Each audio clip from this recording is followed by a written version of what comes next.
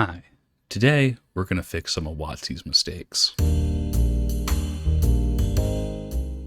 So we're going to be looking at feats in the player's handbook. And, well, people are pretty, how might we say,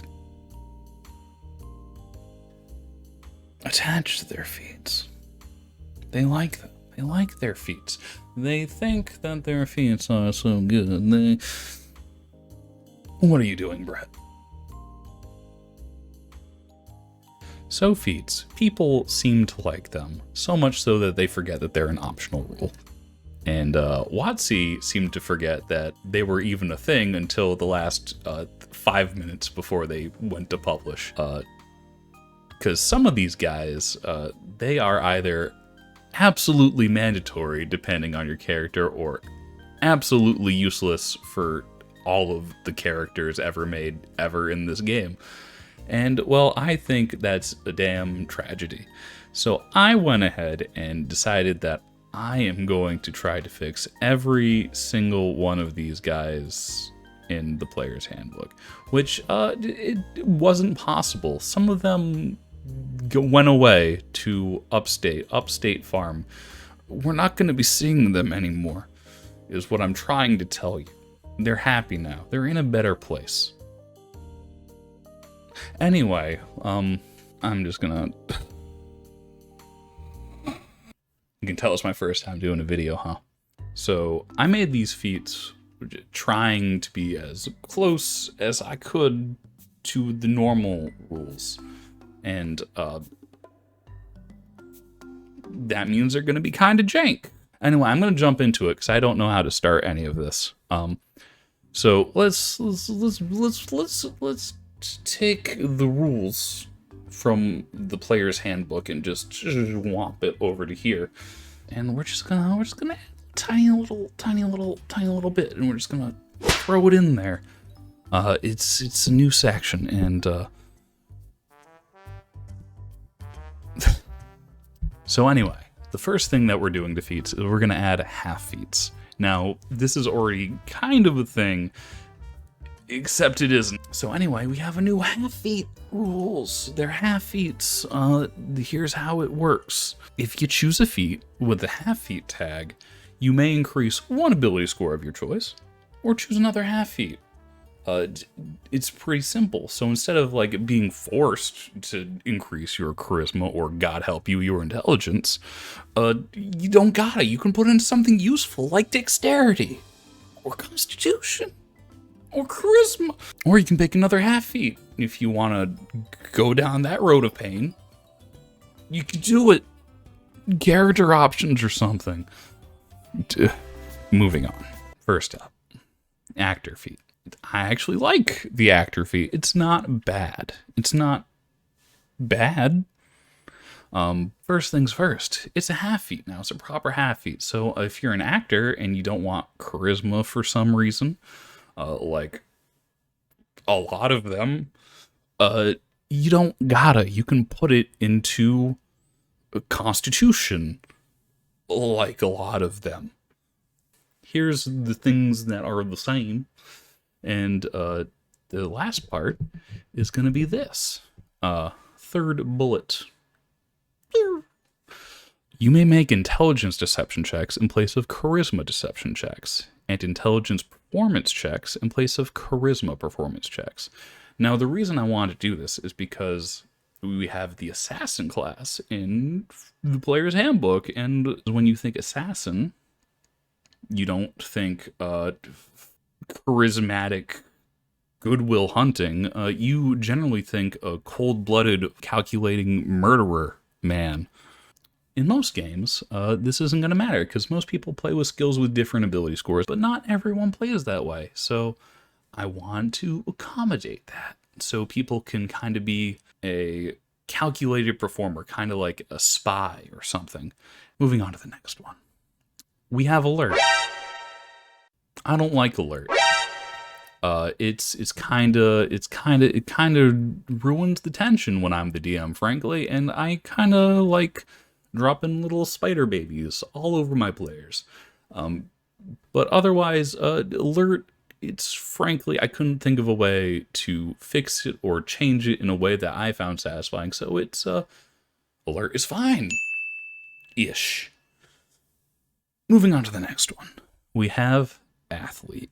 Now, athlete, more or less, is fine. I originally thought about putting in swimming along with climbing, but I thought about that, and that just goofy. It's goofy going as fast as you not being slowed down while swimming without a swim speed. It's goofy, and I didn't like that, so I just kept it the same. It's half feet. Did nothing so crazy yet. Next up, charger. This is usually rated as one of the most hated feats because it's bad. So the old charger, throw it in the trash. The new charger, blink. If you move at least 10 feet in a straight line towards a creature, you can use a bonus action to make one weapon attack or to shove that creature.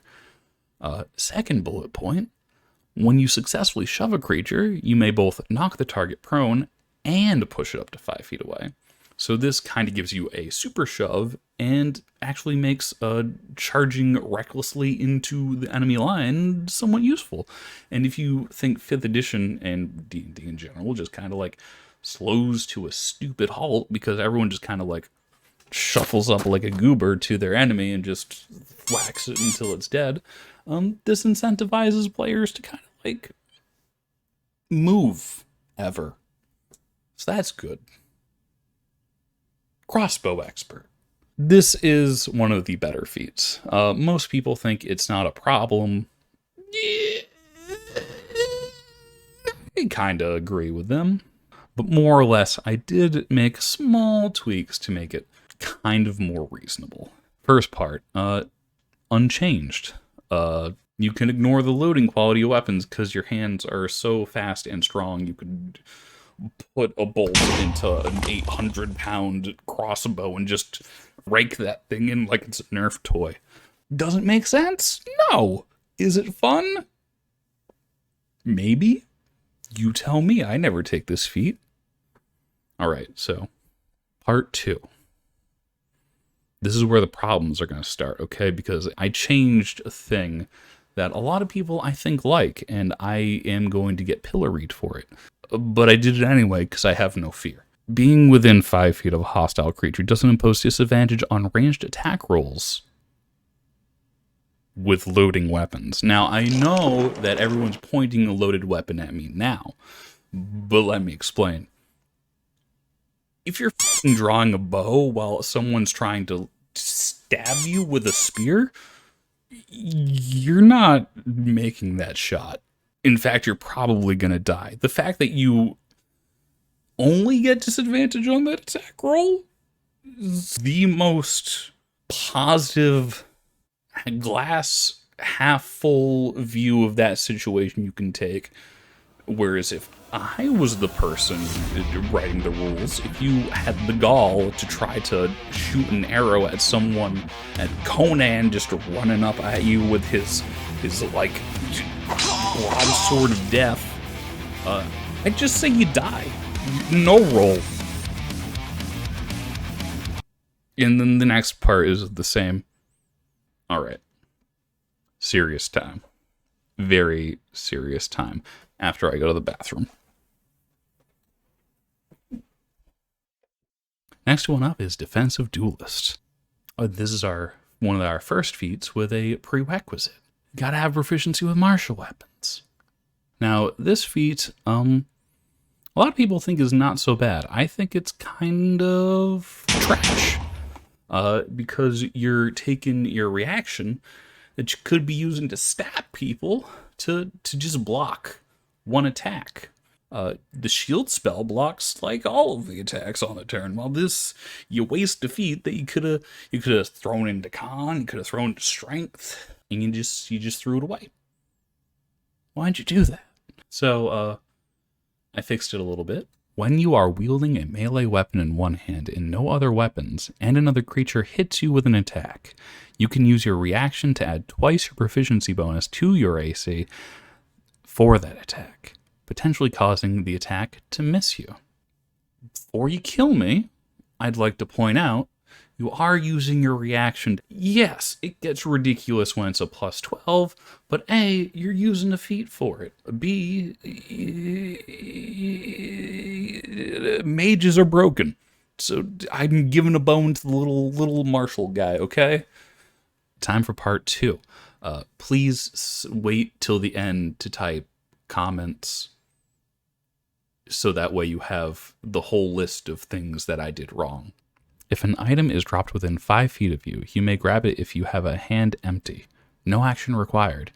So this is either to be used with the disarm battle master technique, so like you can disarm someone and grab an item, or you can like just use the disarm maneuver if you know your DM's cool and they let you use it. And so you can kind of like do a little finesse duelist technique where you disarm your opponent, grab their weapon, and like, haha, I'm dual wielding now, but since I can't have other weapons, I kind of nerfed myself a bit. Speaking of dual wielding, let's talk about dual wielding. Kill him. Dual wielder. Considered a decent feat for the worst combat option. For the most part, it's the same feat, except I tagged on just a little itty-bitty little thing at the end here. When you hit a character with 2 separate melee weapons in the same turn, on the second attack you deal an additional 1d10 points of damage. Now, that might seem like a lot. However, remember 2 things. This is dual wielding, and dual wielding sucks. Number 2, you gotta hit them with 2 weapons, and even if you're using your bonus weapon to attack, for most characters throughout most games, you're just gonna get 3 attacks total. It's not gonna help you that much. However, the thing that I like about this, though, is for the most part, if you're a dual wielder, you have almost no reason to use your extra attack on your offhand weapon, because your main hand is usually a better weapon. That's magic or something. So this way, when you get off your first hit with your weapon, if it's on your first attack, you might want to use your extra attack to attack with your offhand weapon to get that sweet 1d10 damage. So that means that people are going to be switching up the weapons that they use in their hands far more often, which is kind of what you want, encouraging the playstyle that I think most people have in their heads when they're thinking about this sort of thing. We go next to Dungeon Delver. Removed. We all know what it did. Next we go to Durable. Also removed. It got added to something else. And then we go to Elemental Adept. Now, I know what you're thinking. The f did he do here? However, I want to be perfectly clear. I have my reasonings. So Elemental Adept is essentially unchanged, except it's a half feat now. Now, before you put me to the fire with your easily acquired feat that I have no resistance to now, let me explain. For almost all of these damage types, with the exception of fire, you have at most 12 spells that this will affect. Doesn't seem like a lot. Damaging spells fall off pretty quick. When you get to like levels 8+, your fireballs and your cone of colds, they're not doing what you want them to do. So I don't think it's that overpowered that we kind of let people have this. And also, if you're playing kind of an elemental character, you might want to take this feat multiple times, and that might be, you know, kind of cool. Like maybe you're lightning cleric and you also want thunder, because that's kind of how it goes. So you get both of them at the same level, and it's cool. Tempest cleric, that's what they're called. Next feat, grappler, deleted. Added to another one you'll see later. Great Weapon Master. Oh boy, I might have done something that not everyone agrees with. First part, the same. Second part is a common house rule. Before you make a melee attack with a weapon, you can choose to take a penalty to the attack roll equal to your proficiency bonus. If the attack hits, you add twice your proficiency bonus to the attack's damage. What I changed here was two things. The first one is you can add this now to any melee attack. One of the things I hate about these feats is that they encourage you to only go one specific route. So if you have the Great Weapon Master feat, you're always looking for a giant, heavy, two-handed weapon. I kind of hate that. I hate that you don't have transferable skills between feats. So I made it function for all melee weapons. And the second part is it's you based on your proficiency bonus. So like when you're level 1, human just goes to smack a thing, they're not dealing 20 points of damage to shower everyone in the gore of a god. I added another thing. I added Savage Attacker to Great Weapon Master, so now it's basically 2 feats. I removed Savage Attacker, so this is just the best place that it would go. I'm sorry for creating a monster. On to the next one. Next up, we have a bit of a fan favorite feat, which is the Medic feat. I changed it a significant amount, but not so much that it's not recognizable anymore. The first thing I changed was that it requires you to have proficiency in medicine, which I think just makes sense. To be a healer is to have the healer skill. First bullet point that I changed was that you no longer need to have a healer's kit to stabilize a dying creature to 1 hit point. Now, I know what you're saying. We already have a whack-a-mole style combat in D&D, and this is a problem. Yes, but they're taking a feat to do this, and kind of goofy for someone to kind of like just bring out their healer's kit in the middle of combat, lie down while the orc gets hacking away at your ally. So I think this is kind of like battle medic, so you kind of know what you're doing maybe a little bit. And also you're spending your action to bring someone up. I think this is kind of okay. But the real part that's going to piss off people is the next one. As an action, you can spend 1 use of your healer's kit to tend to a creature and restore a number of d6 hit points equal to your proficiency bonus. The creature can't regain hit points from this feat again until it finishes a long rest. So, let me explain. One thing that I didn't like about the healer feat was that it didn't scale well as you grew up in levels, and it also broke lower levels that you can just do it on a short rest all the time, forever. So I thought that I would fix both of those points by allowing you to heal more as you got up in levels, and to not do it as much. If you need a breakdown of the math, here it is. I don't think it's too much of a change. I think it's relatively fine, but you know, this is the internet and you're not allowed to be reasonable. On to the next feat. Heavily armored. Another feat with prerequisites. Proficiency with medium armor and shields. You know, you just take the feat and you get proficiency in heavy armor. Done. Half feat. On to the next. Heavy armor master. Deleted. We'll get to that in a little bit. Inspiring leader. Here's my problem with inspiring leader. It's boring. It's not fun. You just talk and then you just slap on, just slap on those temporary hit points. I want my feats to be a little more exciting than that. So this is another completely redone feat. Again, I am sorry. So the first part, you have advantage on charisma persuasion checks when trying to rouse others to action. Kind of took the wording from the actor feat, but I applied it to inspiring leader. This seems like the kind of thing that you just be good at. Second bullet point, creatures of your choice within 30 feet of you have advantage on death saving throws while you are conscious. Again, this just seems like the thing that you would be good at. Like, people are going to be inspired to kind of like pull through for you, and that speaks to that more.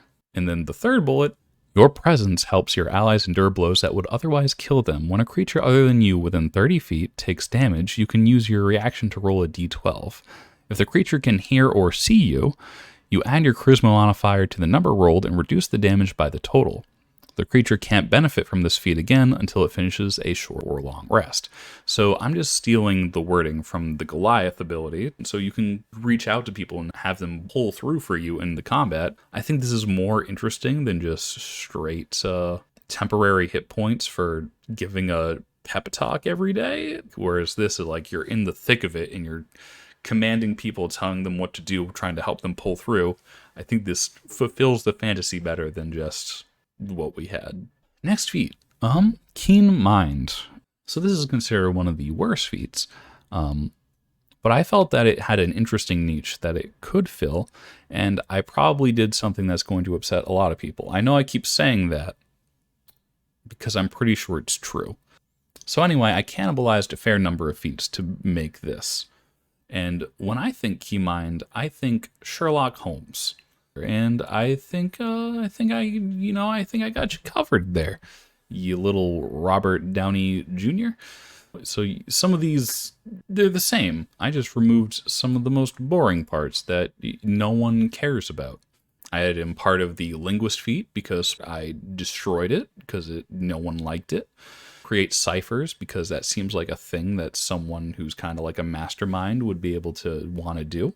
A big exception, you no longer can have your cipher be just figured out from magic because, well, that's a pretty useless cipher.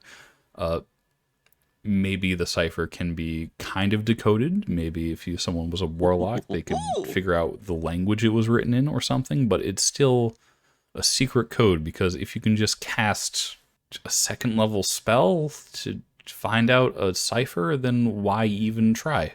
And then the last part, which is I'm sure to just make everyone happy, you can use your intelligence instead of strength for the attack and damage rolls of your unarmed strikes and finesse weapons.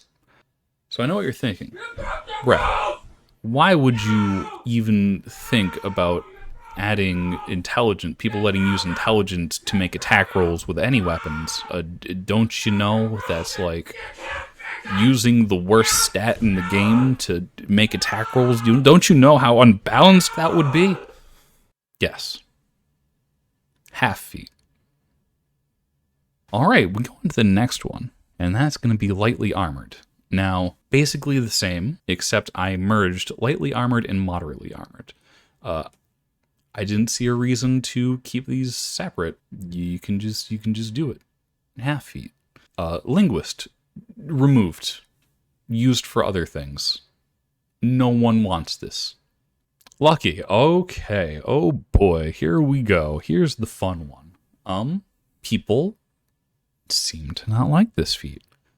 I also don't like this feat. I think feats that have points that are spent on things are bad game design. Obviously, this is like the 3rd edition hero points that just kind of like they wanted to keep for some reason. They kind of want to just keep shoving that into places where it doesn't really belong, and no one ever seems to use the rules, and it breaks Crawford's heart, his little tiny heart, to have just everyone slap it down every single time. Anyway, I tried to fix it. I don't know if I did that. You have inexplicable luck that seems to kick in at just the right moment. This can manifest in 2 ways. Whenever you make an attack roll, an ability check, or a saving throw, you can reroll the die and must use the new roll. Or when a creature hits you with an attack, you can have the attacker reroll the die and they must use the new result. Once you use this feat, you must finish a short or long rest before you can use it again. So no longer can you do it just all the time, and no longer can you get super advantage from it. And you can get it back on a short rest, but from what I understand, no one ever does that anyway, because warlocks are sad. On to the next one. Mage Slayer. I love this feat because I love the idea of just punishing mages constantly. Anyway, it is for the most part unchanged, except for the last part, which I changed it just a little bit. When you make a melee attack against a creature, you have advantage on saving throws against spells cast by that creature until the start of your next turn, whether you hit or not. So this is taking a little bit of the wording from the mobile feat to allow you to kind of just hound a mage the entire battle, which I feel like is what you want to do, because sorcerers and stuff, they have Misty Step, and I know that you can't cast multiple spells in a turn, but I feel like if you're kind of this trained witch hunter sort of character, and you just go up to swing, you're gonna instill a fear into the mage, and I think that's what you want. You cannot escape judgment, wretched! Alright, Magic Initiate. I think Magic Initiate is generally not that great, except for the fact that it gives you a couple cantrips that are broken. but we'll see what I've done. So for this feat, I took Magic Initiate and Ritual Caster, and I just slammed them together because, I don't know, I feel like it kind of fits the idea better that you're just kind of a student magic. For the last part, I took little bits of Ritual Caster and I just stapled it on there. You learn a number of spells that you can cast as rituals. You acquire a ritual book holding 2 first-level spells that must have the ritual tag from the same list. And then all of this gobbledygook that I'm not even going to begin to read. Is this a little bit overpowered? Yeah. But I think it's mostly fine. Mostly. All right, next one is Martial Adept. This one is mostly the same, except I changed it to having 1 maneuver and 3 superiority dice. I think it's kind of lame just to have 1 superiority dice and use one of your cool techniques once and then never again. So this way you can use it a fair number of times, and still it's better to be a Battle Master fighter if you want to use techniques. There is new stuff, though. You can select this feat multiple times. Each time you do so, you learn 1 additional maneuver of your choice and gain an additional superiority die. You're trading a whole feat to get another superiority die and a new technique. I think that's fair. And if you already are a Battle Master archetype fighter, you are treated as if you already have this feat. So say you're a Battle Master archetype, you feel like you don't have enough techniques because you're crazy. And you can invest to do this more. On to the next one. Medium Armor Master. Deleted. Again, we'll come back to that. Mobile. This feat is more or less the exact same. Is good feat. Moderately Armored. This has been deleted. Again, it's been merged with Lightly Armored. All right, Bound Combatant. It's been kept the same. I couldn't really think of a way to make it better, and it does what it does. Good feat. All right, next, Observant. The bane of dungeon masters everywhere. So it is the same, except I added on a part from Dungeon Delver. It seemed to fit. I got rid of Dungeon Master because it's... sorry. I got rid of the Dungeon Master. Since I got rid of Dungeon Delver, this seems like a good home for that little bit of it. Yeah. Polearm Master. Okay, this feat is a little bit controversial, and I made a little bit of a controversial change to it. So, the part that I'm going to get yelled at for, I'll say up front. I got rid of the part that allows you to make an extra attack as a bonus action. Let me explain. When you attack with a spear, you usually just want to stab people. And instead of twirling it around like a goddamn baton, you just stab people.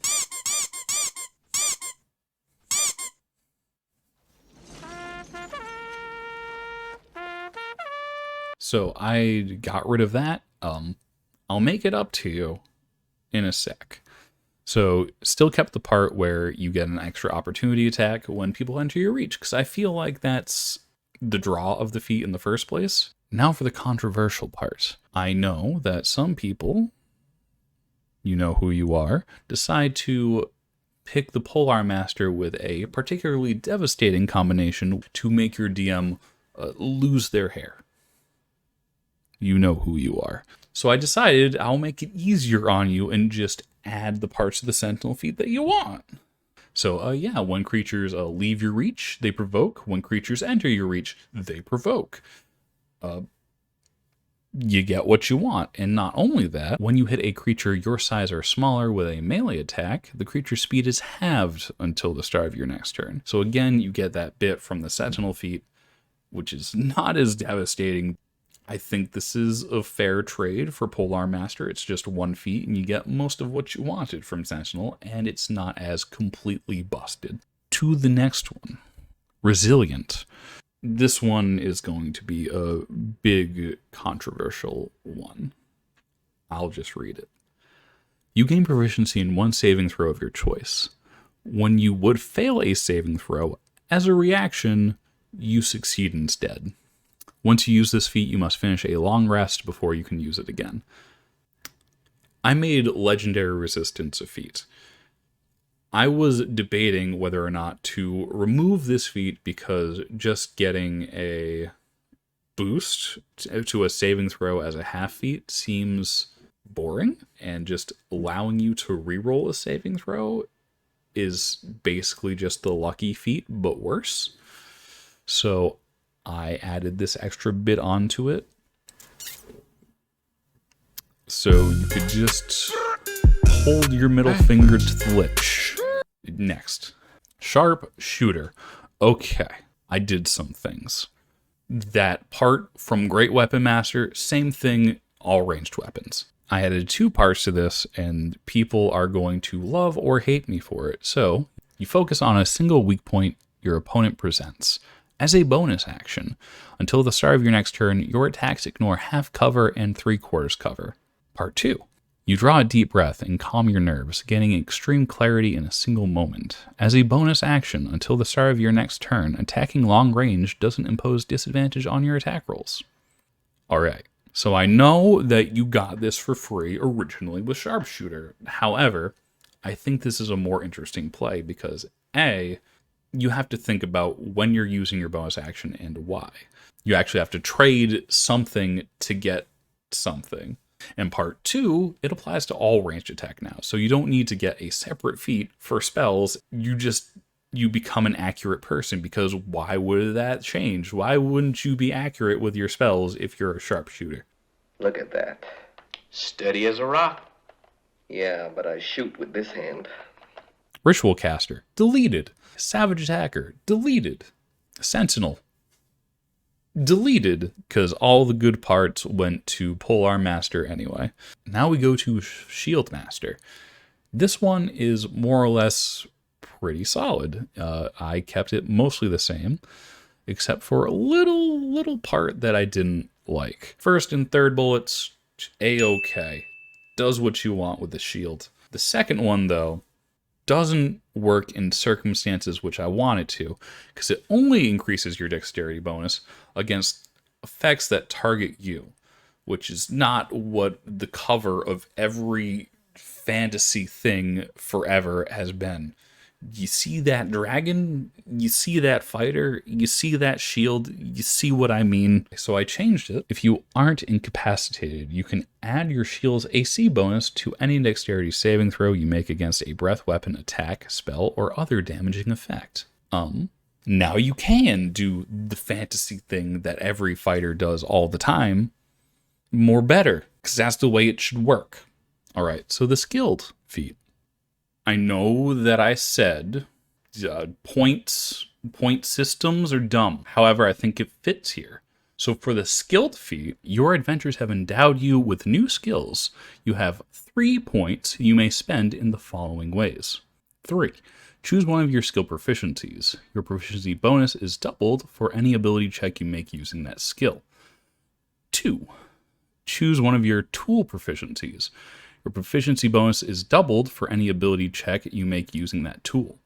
2, you gain proficiency in one skill of your choice. 1, you gain proficiency in one tool of your choice. Or 1, you learn one language of your choice. And finally, you can select this feat multiple times. If you take this feat twice at the same time, you may spend all 6 points at once.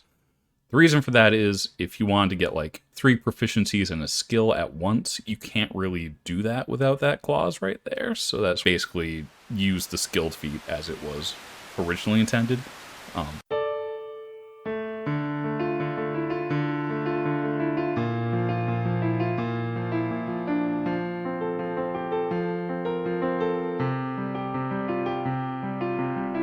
And we'll move on to the next one, Skulker. Basically the same, just requires you to have stealth now. Oh, Spell Sniper. Gone. You can just use Sharpshooter. All right, Tavern Brawler. This is a big one. I made Tavern Brawler a potentially broken feat. Here it be. Proficiency with improvised weapons. Unarmed strikes uses a D6 for damage. I don't think this is bad. D6 It's not that much, but it actually makes it at least somewhat viable in combat. So here's the first slight tweak. When you hit a creature with an unarmed strike or a light weapon on your turn, you can use the bonus action to attempt to grapple the target. So instead of it being required to be an improvised weapon, it can be a light weapon, allowing you to kind of like use this more in normal combat scenario. And here are the next couple of parts. You have advantage on attack rolls with unarmed strikes or light weapons against any creature you are grappling. Essentially, this is from the grapple feat, and if you can kind of see where this is going already. For the next one and last one, you can use a bonus action to try to pin a creature grappled by you. To do so, make another grapple check. If you succeed, the target is restrained until the grapple ends, and your speed becomes 0, and you can't benefit from any bonus to your speed. So I think it's kind of icky that you are restrained in addition to your target, making you almost never want to use this additional ability. So that's why I juiced it a little bit so that it might actually see play sometimes. So yeah, that's the monster that it is. It looks more powerful than it is because we essentially have two ribbon abilities at the top that don't amount to much. Most people aren't going to be using improvised weapons, and most people aren't going to be using unarmed strikes, but it's an option. 2, the next one, which is tough. Now, I think tough as it originally wasn't that appealing. Yes, it gave you more hit points than just a straight bonus to Constitution. However, I generally think the bonus to Constitution is better, even though you are missing out on some hit points. So I basically just took durable and just stapled that bad boy on there. And now I think this is a pretty good place for it to be, because it gives you the idea that your character is actually tough and can bounce back easily from wounds. So I changed durable to when you roll a hit die to regain hit points, you may roll the hit die twice and use either result. This is a bit more powerful than what durable kind of originally did, but I feel like this is more fun because people just like rolling more dice and just, you have hit die advantage. All right, going on to Warcaster now. I actually like this feat a fair amount, and I mostly juiced it up. The first change is you have advantage on Constitution saving throws that you make to maintain your concentration. I just got rid of the part where it deals damage because that made no sense to me. Like, you can focus in the moment and you're getting rained on by arrows and swords, but the moment your horse tries to kick you off itself, you can't concentrate anymore. Next part. You can perform the somatic components of spells even when you are holding an item or items in one or both hands. Again, it didn't make sense for it to just be sword and shield or swords and shield. If you can do it just fine while holding a weapon, I don't understand why you wouldn't be fine holding some other item, as long as your hands weren't bound in some way. And then the last part's exactly the same. Weapon Master. All right, so here's a pretty big change. Originally, as written, really didn't imply what it meant. So I changed it up a bit to be more reflective of you gaining such a high level of proficiency that you really can be considered a master with a weapon. So this is a half feat. You have gained a level of expertise with a single weapon most never achieve. Choose a weapon you are proficient with. You may use your proficiency bonus in place of your ability modifier for attacks and damage rolls with weapons of that type. This, in my mind, implies actual mastery of a weapon. You're so good at a weapon that it doesn't matter how physically talented you are. You have gotten to a point where talent doesn't matter anymore, and you're just an expert. You've reached a level of perfection with your training. And math-wise, yes, it does give you a +1 bonus that you wouldn't get otherwise when you get to proficiency +6, but A, you're probably never going to get there, and B, for the majority of the game, it's going to be +3 or less to get this in a single weapon. Just one, just like a sword. All right, now we're going to get to the new feats. Okay, so first off, Armor Master. So if you're wondering where Heavy Armor Master and Medium Armor Master went, They're right here. I just smashed them together into a single Armor Master feat, and there you go. Big difference here, though, is I removed the incredibly lame section of Heavy Armor Master where you cannot reduce magical bludgeoning, piercing, and slashing damage. Now you can. Is it busted? I don't think so, because by the time you're probably taking this feat, monsters are probably dealing like 20 points plus of bludgeoning, slashing, or piercing damage. And it only gets worse from there. So to replace what we lost with Weapon Master so people can actually get weapon proficiencies through feats, we have the Simple Weapon Proficiency and Martial Weapon Proficiency. They're half feats. They do exactly what you think they do. That's it. So yeah, that's all the feats. Pretty sure I fixed nothing. I probably made a lot of things worse. I have no idea what I'm doing. Please send help.